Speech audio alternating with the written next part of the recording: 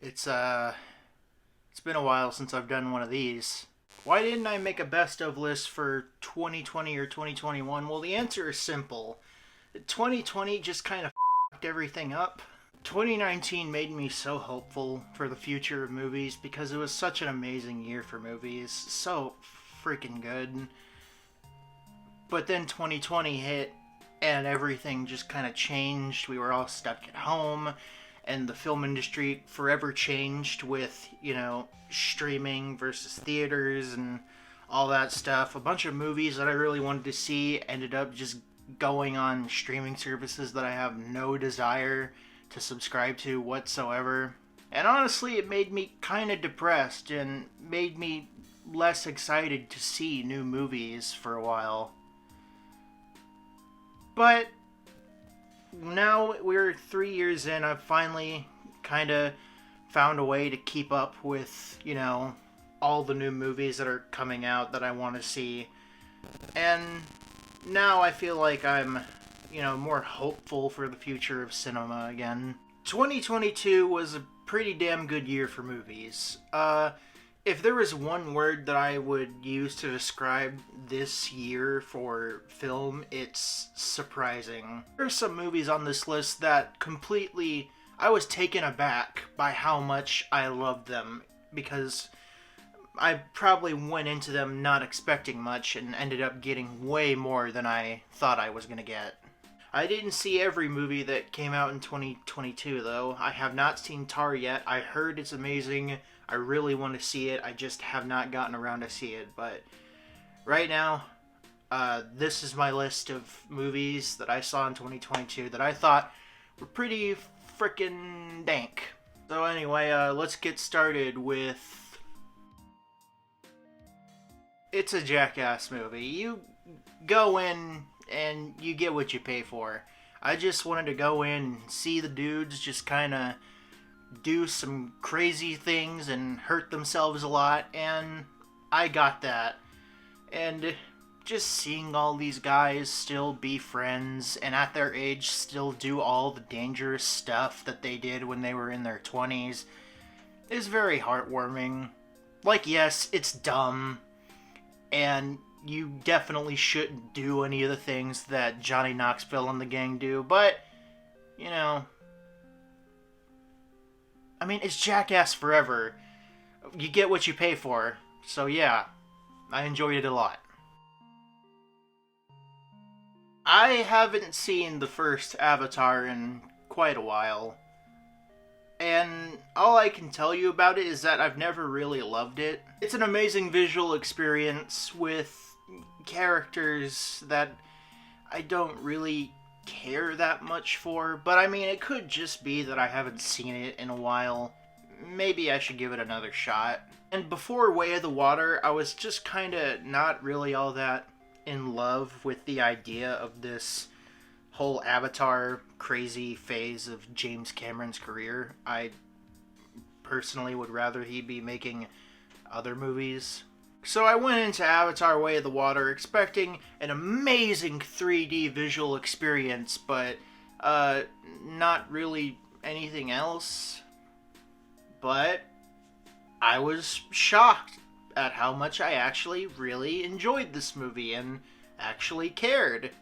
I felt the stakes of the situations that Jake Sully and his families were in. I liked the world building of Pandora and seeing this different tribe of water people.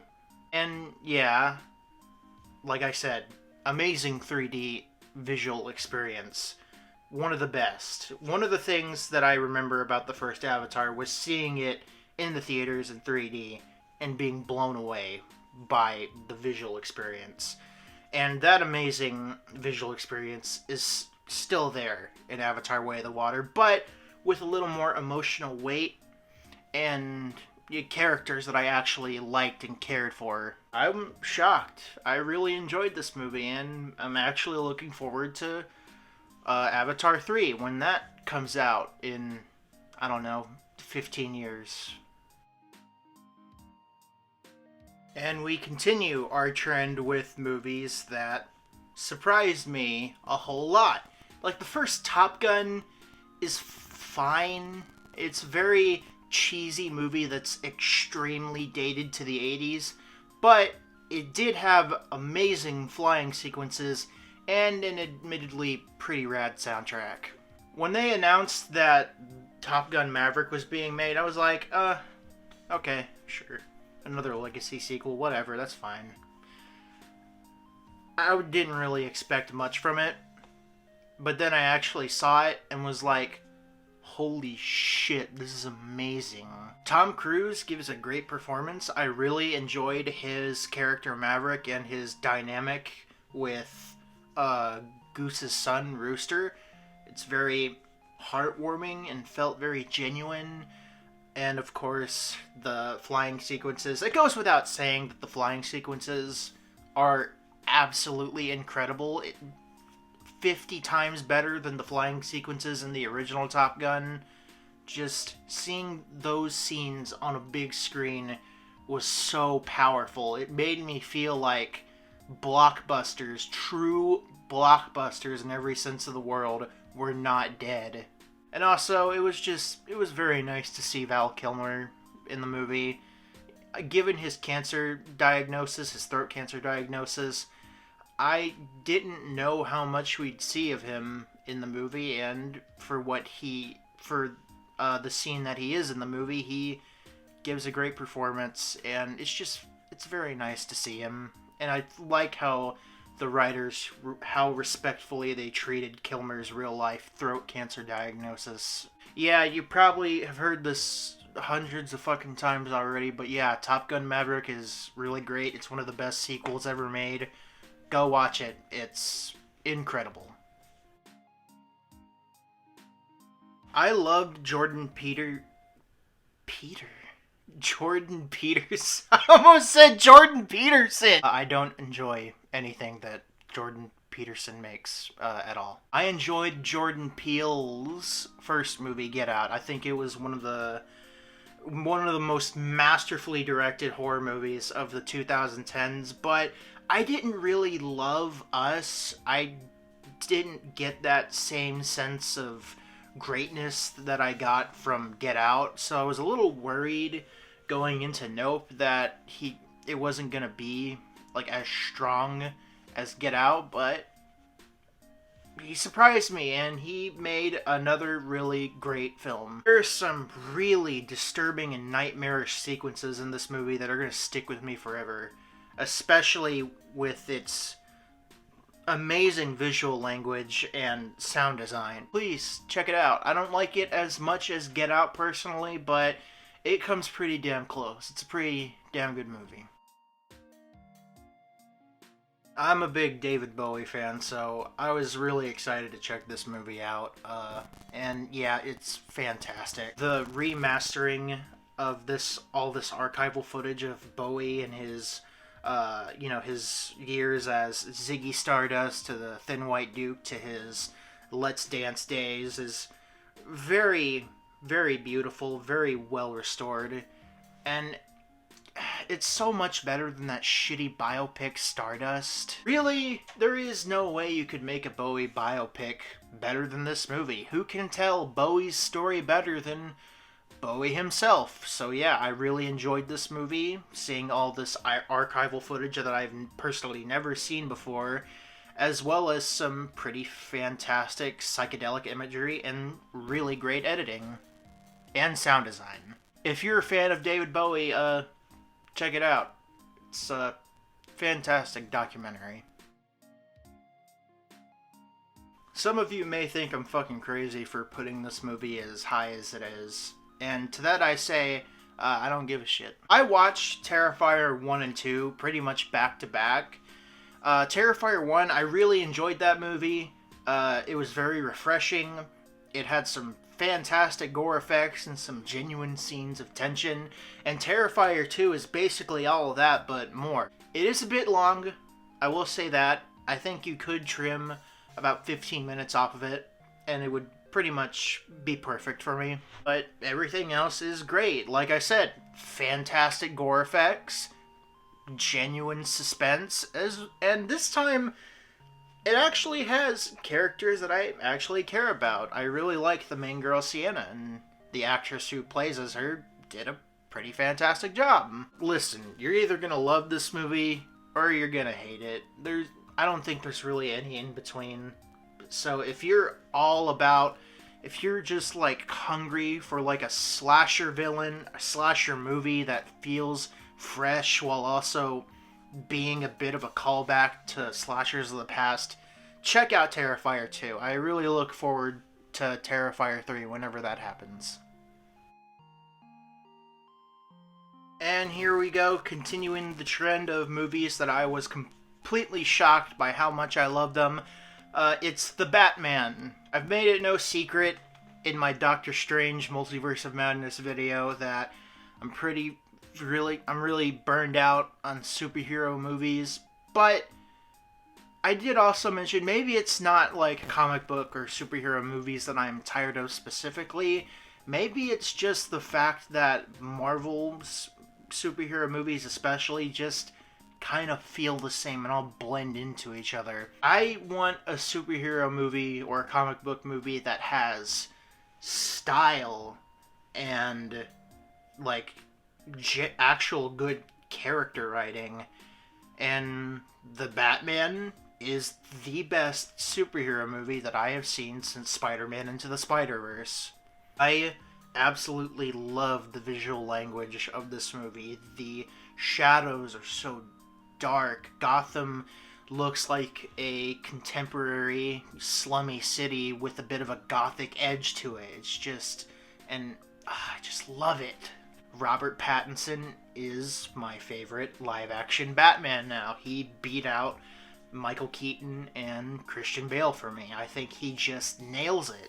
I also really love Jeffrey Wright as Commissioner Gordon. He beats out Gary Oldman as my favorite live-action Gordon now.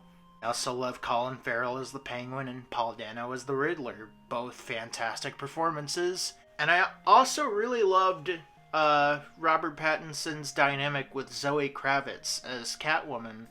I'm not huge, I'm not really in love with Catwoman as a character, to be honest, unless she's written well.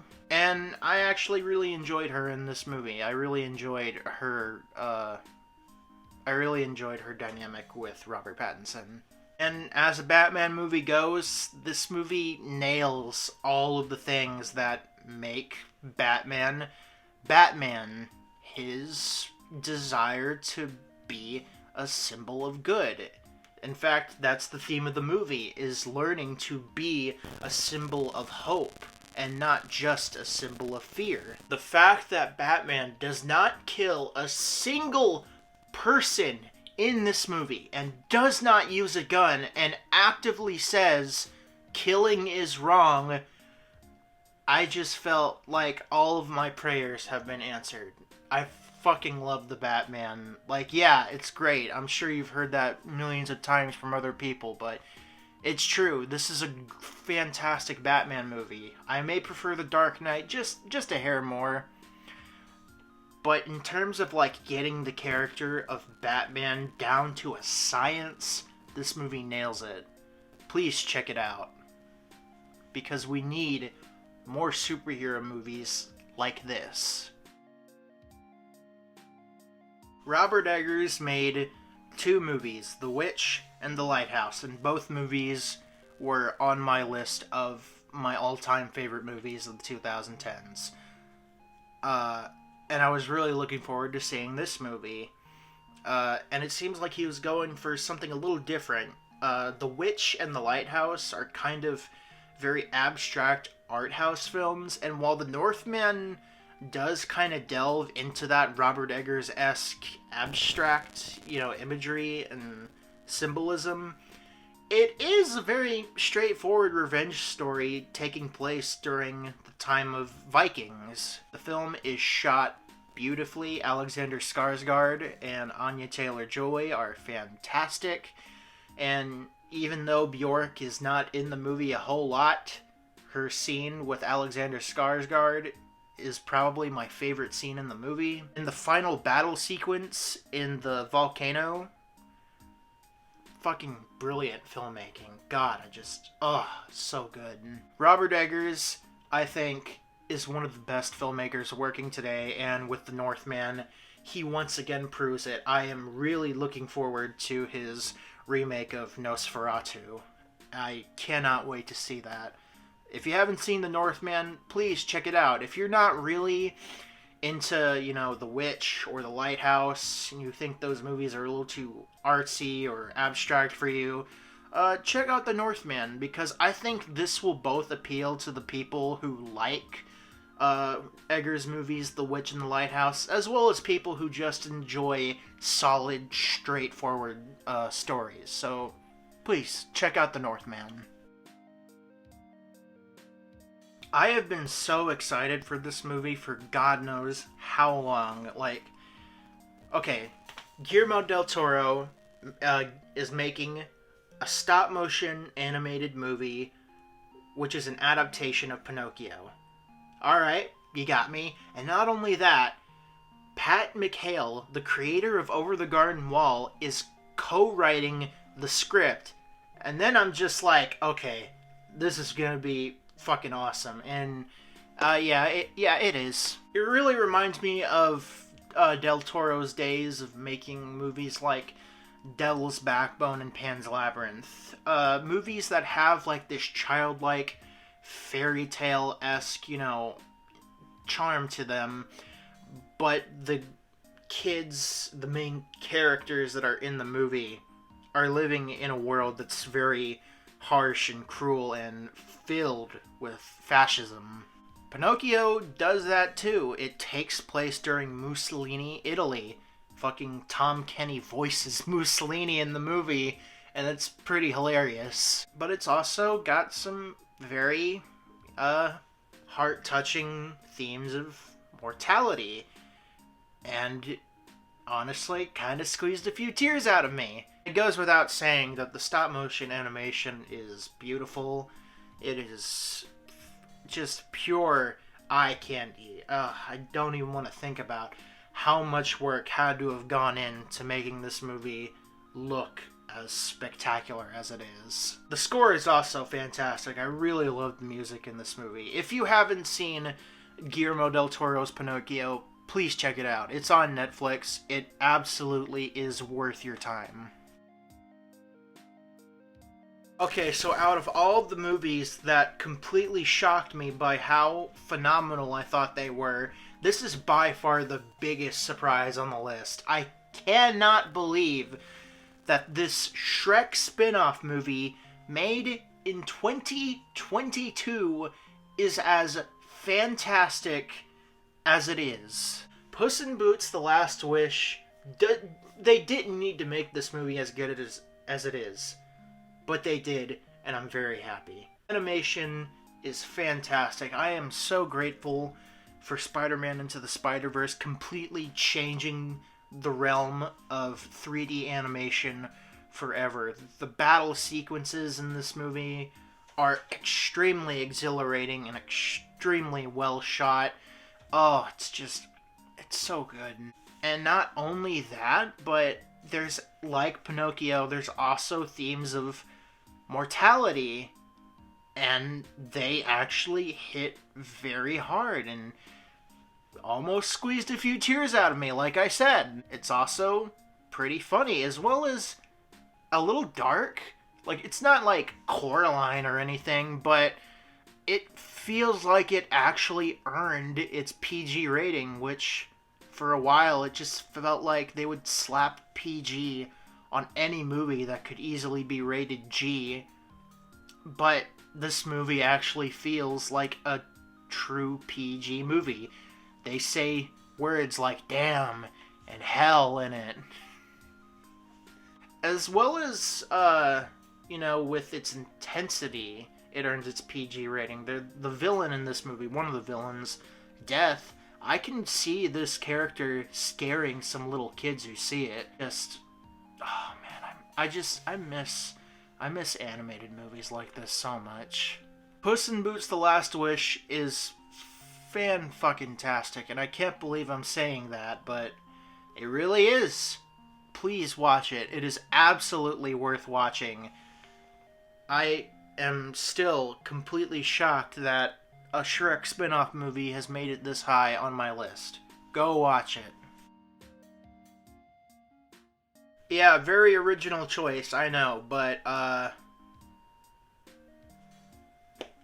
don't care. This movie is amazing. I love this movie so much. Everything Everywhere All at Once is pretty much everything that I want in movies. Super high concept premise that's super insane as well as funny, but also manages to pull off genuine moments of heart and emotion. Michelle Yeoh is fantastic. Honestly, I am so rooting for her for this next Oscars ceremony. God, I hope she wins. The daughter, Joy, I can't remember the actress's name, I'm sorry, but she is fantastic and easily deserves an Oscar nom too. I think she's nominated, I can't remember. But by far, the best performance in this movie is Ki Hee Kwan.